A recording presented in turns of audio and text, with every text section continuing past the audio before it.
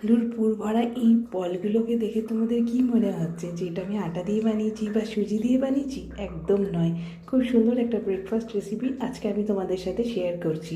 তো এখানে আমি প্রথমে 3 চামচ মতো চিড়ে নিয়েছি, যে চিড়েটাকে খুব ভালো করে ধুয়ে নেব, তারপরে একটু জলে ভিজিয়ে রাখবো 10 মিনিট মতো। ততক্ষণে আমি পুর ভরার জন্য আলু দুটোকে এখানে ছাড়িয়ে নেব, মানে খোসাগুলোকে আলাদা করে নেব।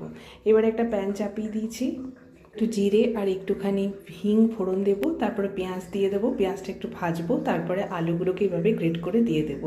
একটু হলুদ, একটু নুন আর একটুখানি পাওভাজির মশলা দিয়ে আলুটাকে ভালোভাবে রেডি করে নেবো। আর নামাবার আগে একটু মটরশুঁটি আর একটু ধনেপাতা দিয়েছিলাম। এবারে দেখো চিড়েটা থেকে জলটাকে নিংড়ে এইভাবে উঠিয়ে নিলাম। এবার এতে একটু নুন দেবো, 3 চামচ মতো বেসন দিয়েছি, তারপরে এটাকে ভালো করে মেখে নেব। কোনো অসুবিধা হয় না, দেখবে এটা মাখতে।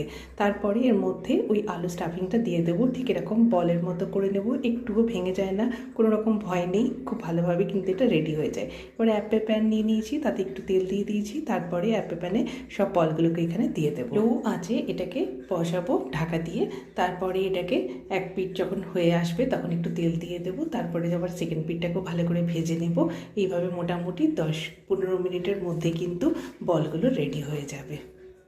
একবার বানিয়ে দেখো, দারুণ লাগে খেতে, আর এতটা খাস্তা আর এতটা মুচমুচে হয়। একটা তোমাদেরকে আমি ভেঙেও দেখাচ্ছি। তো এইভাবে একবার বানিয়েও বাচ্চাদের টিফিনেও দিতে পারো, আবার ব্রেকফাস্ট হিসাবেও কিন্তু বানাতে পারো। দারুণ জমে যাবে ব্রেকফাস্ট একদম।